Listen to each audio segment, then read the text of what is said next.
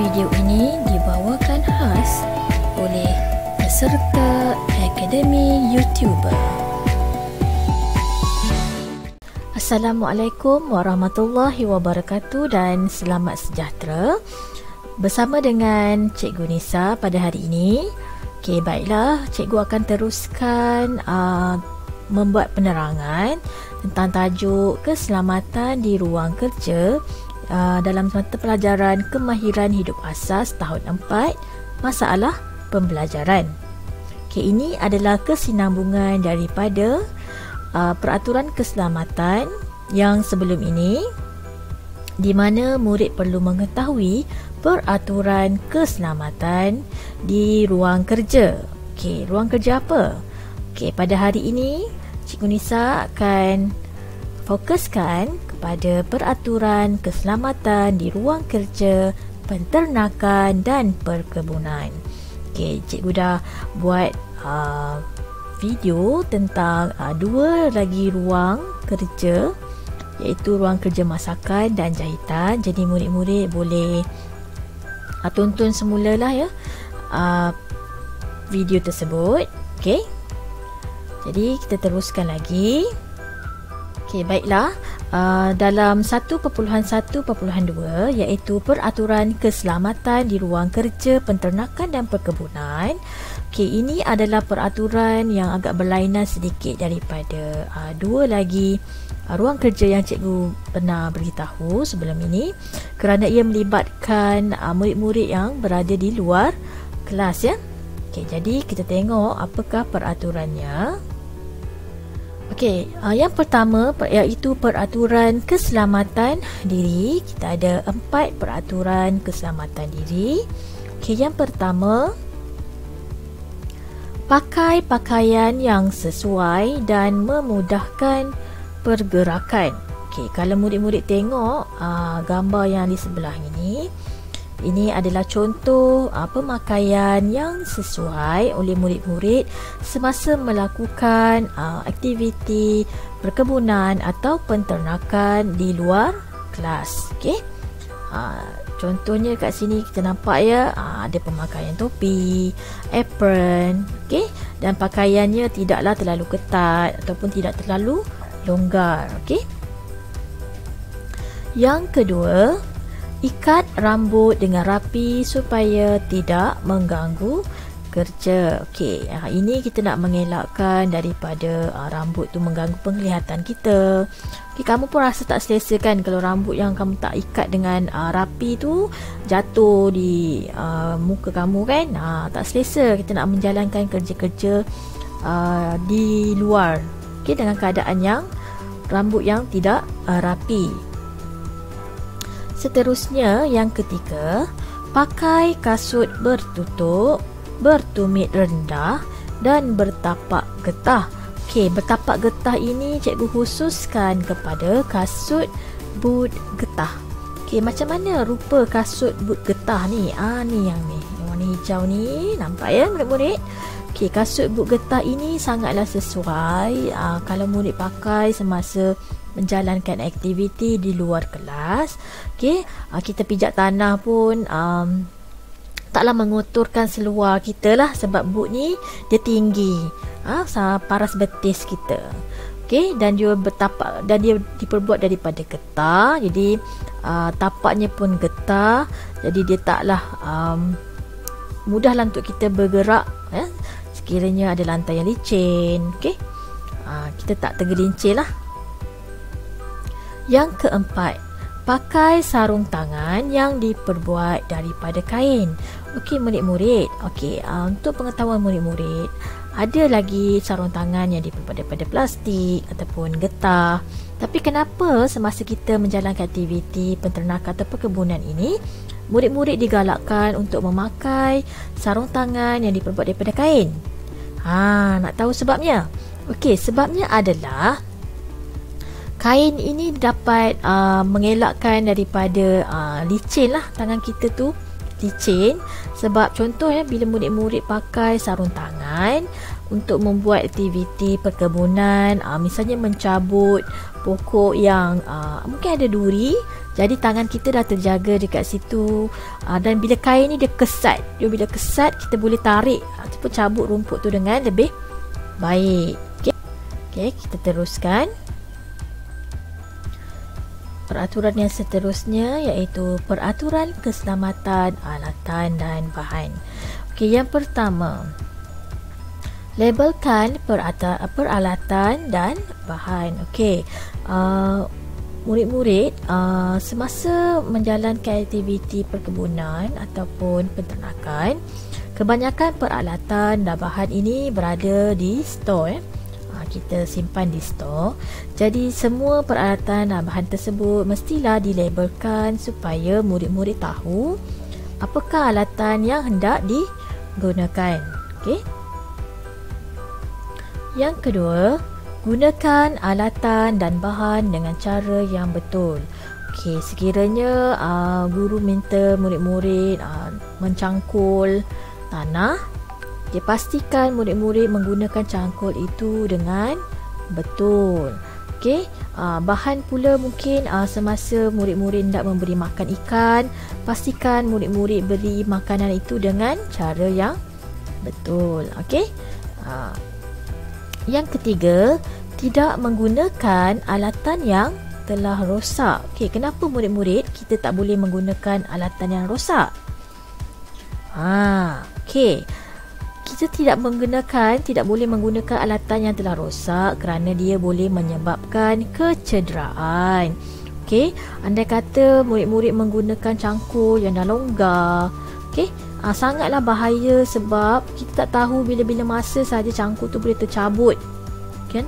Mungkin masa murid-murid tengah seronok mencangkul tu, mata cangkul tu tercabut daripada batang dia, batang kayu tu, sebab dah longgar.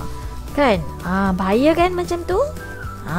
Jadi kalau murid ada nampak alatan yang dah rosak tu, eloklah murid-murid beritahu pada guru. Okey. Yang keempat, tidak bermain dengan alatan atau bahan. Okey, semasa berada di luar kelas kan, alatan-alatan yang ada itu tidaklah boleh dimain dengan sesuka hati. Okey. Sebab bahaya, alatan itu banyaknya diperbuat daripada besi dan tajam. Okey, yang kelima, bersihkan alatan yang telah digunakan. Okey. Kebanyakan peralatan ini khususnya kepada peralatan perkebunan. Okey, kita akan guna dengan tanah. Jadi kalau peralatan tu dah kotor dengan tanah, mestilah kita kena bersihkan semula, basuh dengan air. Okey, lapkan dengan kering supaya peralatan itu tidak berkarat, ya. Bila berkarat tu yang boleh menyebabkan alatan itu cepat rosak. Okay, yang keenam, simpan semula alatan dan bahan selepas digunakan. Okay, yang ini kita nak mengelakkan alatan-alatan tersebut bersepah-sepah, ya. Jadi selepas murid-murid gunakan alatan, simpan semula mengikut label yang telah dibuat. Seterusnya, peraturan keselamatan di ruang kerja. Okey, semasa berada di ruang kerja di luar kelas, okey, yang pertama sekali mestilah murid kena dengar arahan guru. Sebabnya kat ruang yang terbuka ini lagi mudahlah untuk murid-murid bergerak dengan bebas, dan guru pun mestilah berhati-hati ataupun mengawasi murid-murid. Jadi murid-murid kena dengar arahan guru dengan baik untuk mengelakkan sebarang perkara yang tidak diingini. Okay, yang kedua, kerja dengan tenang dan sistematik. Okay, apa-apa sahaja kerja yang murid-murid lakukan mestilah buat dengan keadaan yang tenang supaya semua kerja-kerja tersebut dapat berjalan dengan lancar. Yang ketiga, tidak bermain atau berlari semasa kerja. Kita tambah-tambahan murid-murid berada di luar kelas. Okey, semasa membuat aktiviti perkebunan ataupun penternakan, berhati-hati dan tidak bermain ataupun berlari kerana dikuatiri murid-murid boleh cedera, ya. Yang keempat, laporkan sebarang kerosakan atau kecederaan kepada guru. Inilah kena berwaspada ataupun berhati-hati. Okay, kalau ada rakan-rakan yang cedera, cepat-cepat beritahu guru, ataupun ada alatan yang dah rosak yang kamu nampak kawan-kawan guna ataupun kamu sendiri yang guna, beritahu guru supaya guru boleh gantikan dengan alatan yang lain. Okey, yang kelima, pastikan ruang kerja dalam keadaan bersih dan selamat. Okey, yang ini murid-murid kena sentiasalah sentiasa memastikanlah keadaan ruang kerja ini sama ada sebelum, semasa ataupun selepas sentiasa dalam keadaan yang bersih dan selamat. Jangan biarkan peralatan yang kamu gunakan itu terbiar di kawasan ataupun di ruang kerja kamu. Pastikan kamu simpan semula.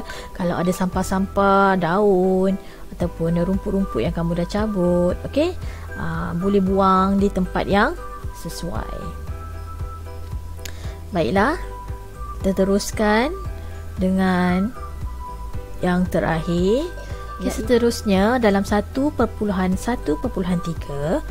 okey, bagaimana murid hendak mengaplikasikan peraturan keselamatan diri, alatan dan bahan di ruang kerja penternakan dan perkebunan ini.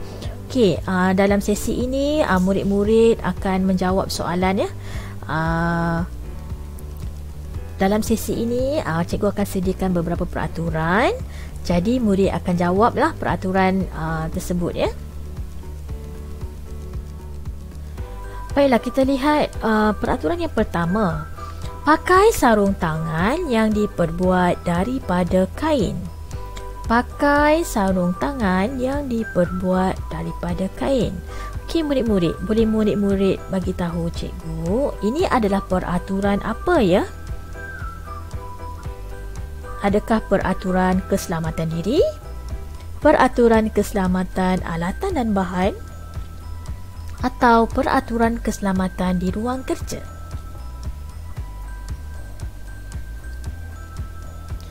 Okey, kita lihat, ya, jawapannya.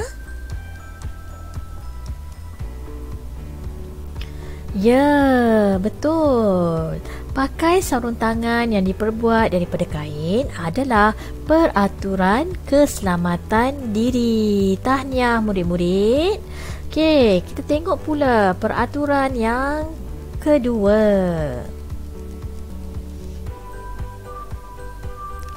Okey, yang kedua, tidak menggunakan alatan yang telah rosak. Tidak menggunakan alatan yang telah rosak. Boleh murid-murid beritahu cikgu peraturan apakah ini? Okey, mari kita lihat jawapannya.